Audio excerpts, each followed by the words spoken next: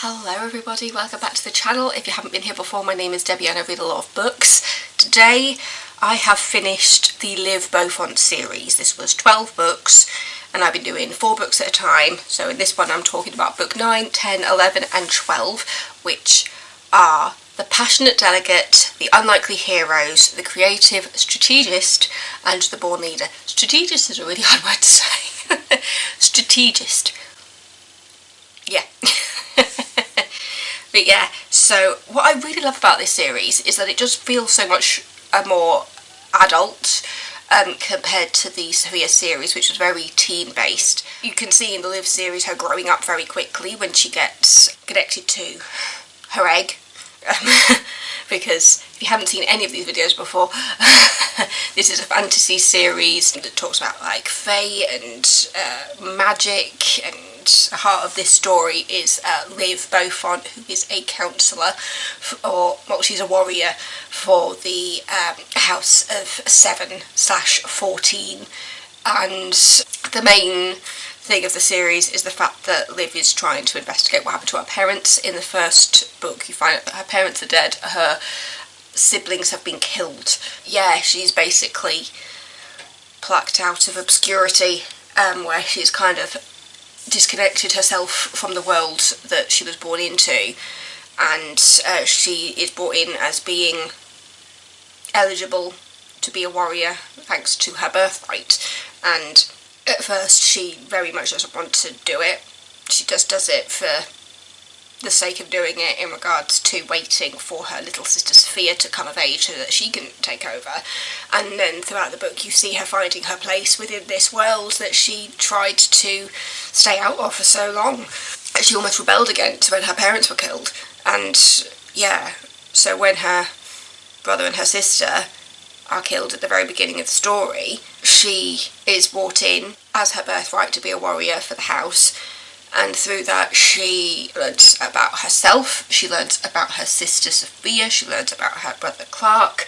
Yes, there's lots of siblings involved in the Beaufont series. Yeah, so with these I actually started with the Sophia books, which was series 2, so I had to go back to read Liv, and so it means that I did take out an element of surprise in regards to where the story was heading, because obviously I know what happened to Sophia in her series, so there were certain parts where it's just like, oh, if I hadn't have read the Sophia, this would have been a major twist. Having read the Sophia series first meant that there were some things that I was expecting to come as I was reading it, but to be honest, it didn't actually destroy the enjoyment of it.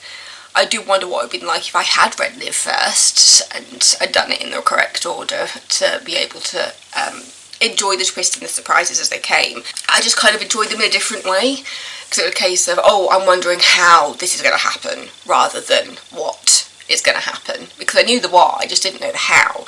And throughout all of this first series with Liv, you've just got the one baddie. I mean, she does take on others in regards to that same storyline, but the ultimate one is the Sinclair family and the God Magician, who you find out about in the very first book. So that's not a spoiler in any way. It's kind of trying to work out the how and the when and the why in regards to the God Magician and the Sinclairs and how they're going to get caught out.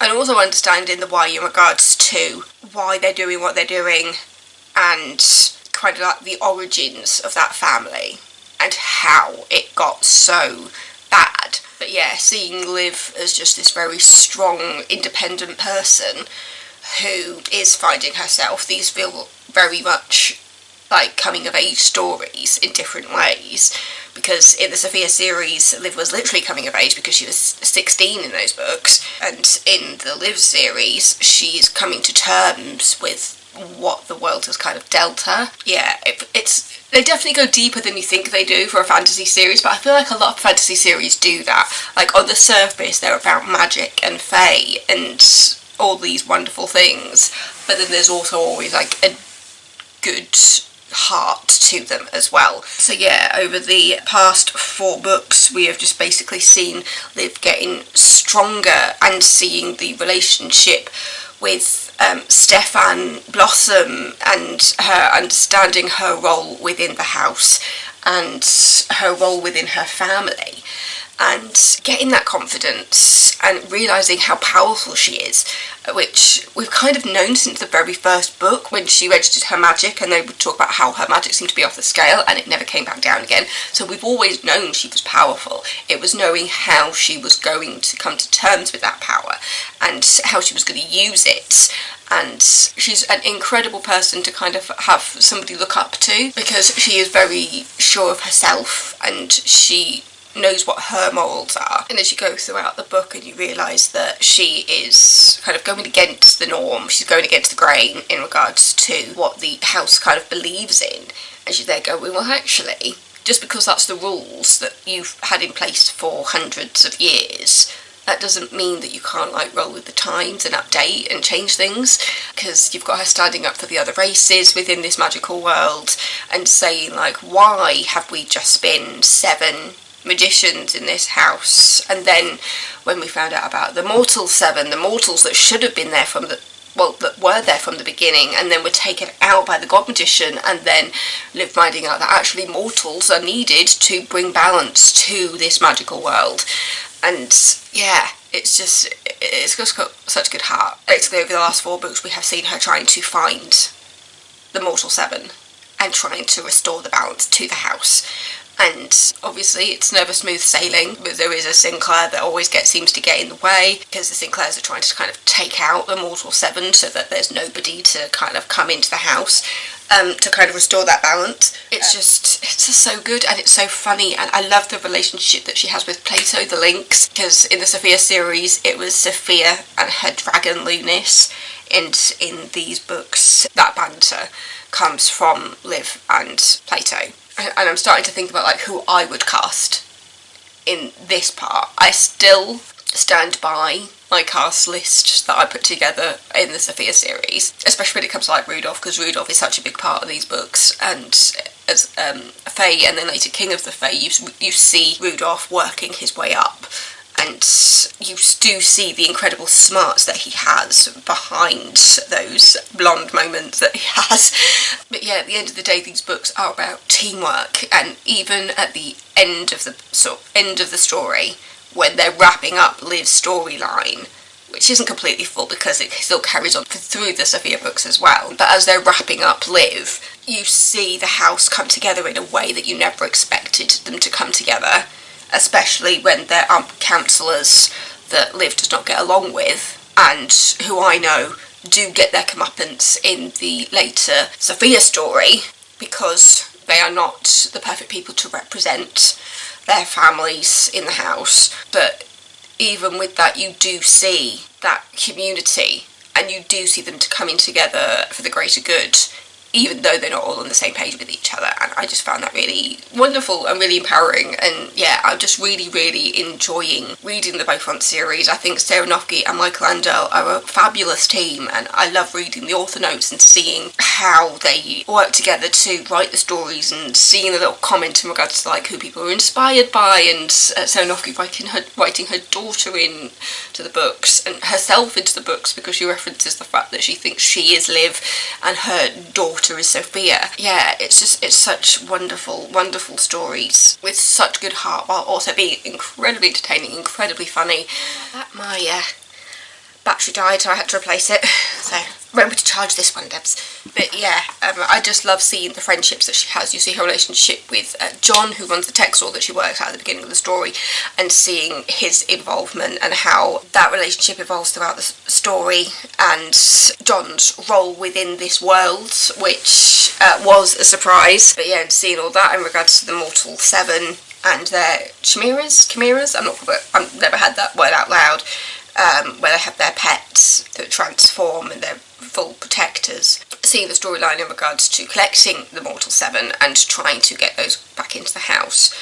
And it does feel like a race against time, because you know what's happening in the background. You are getting those chapters from the evil Sinclairs and the guy who refers to himself as the god magician Talon. And so yeah, I do quite enjoy a story where you are seeing from the baddie's point of view. I find it quite an interesting way to read it, where the reader is like in the know, but the other characters aren't, and so you're just there going, I know who it is, and you're trying to kind of work with that main hero, and you're almost trying to kind of like give that, even though it's a book and you can't, you're almost trying to give them hints. You're just like, no. Yeah, that's me reading any book where you're getting the point of view of the villain. I'm there, like, mentally trying to tell the characters what's going on, and I'm just like, but I can't warn them. And I love the way that this ends and how that leads into the beginning of the Sophia series, because you are getting the early storyline in regards to Sophia magnetising to the egg and the early kind of thing of the Dragon Riders. If you've seen my Sophia vlogs, Hiker makes an appearance. Top Dog of the Dragonelite, he makes an appearance in the final book of this as it like springboards into the Sophia series. So the next series is going into the Fairy Godmother, the Unexplainable Fairy Godmother, also known as the Inscrutable Paris Beaufont. This one is slightly shorter. I'm on page 25 of 2,550, all the 2s and the 5s there, and I'm on chapter 5. At this point, I'm not sure if I've actually met Paris Beaufont yet. I've met a Paris, but apparently she's not Paris Beaufont. I am very much looking forward to getting into Paris. So I do also have a short story collection regarding some of the characters in there, and then there's more Paris after the Explainable Fairy Godmother, because I know that Liv's daughter is a fairy. I don't know how that will affect things, or if that's going to change. That is based on what I have learnt in the Sophia series. I just love it. You've got that murder mystery in there, which anybody who has watched my videos will know that my go-to when it comes to books. I love a good detective murder series. That's just like, I love my good murder mysteries. Even when it comes to TV and film, I like a good murder mystery. But I feel like I'm leaning more into kind of opening up. I read a few fantasy series. I'm enjoying getting back into the fantasy. I have downloaded a young adult book recently, because I don't read that much young adult, but there was a book that I found that I liked the premise of, so I thought, oh, let's give that a go. So I feel like my taste in books is quite eclectic, but I do have my favourites. So that was Liv Beaufont by Sarah Noffke and Michael Andel. Just wonderful and funny, and it's got some good mysteries in there, and it got real dark at certain points, which I enjoy the darkness. I do enjoy the darkness, and I just love that it does feel more grown up than the Sophia series, because obviously I absolutely love the Sophia series, and I loved kind of tuning in to kind of like the teenager within, but having Liv kind of in her early mid-20s and having her discover herself in her 20s, rediscover herself in her 20s in regards to what she has left behind and what she is doing to kind of lean into what her birthright is, while also being like a modern queen and realising that you don't have to stick to old rules when it's not necessary anymore, and realising that things can change and influencing the world for good. And yeah, I just found it very empowering. Thank you so much for watching, and don't forget to subscribe. I'll see you next time with another video. And yeah, I've now started Paris. I'm looking forward to seeing where the Fairy Godmother series goes. Yeah. So, stay safe everybody. Love you all. Goodbye.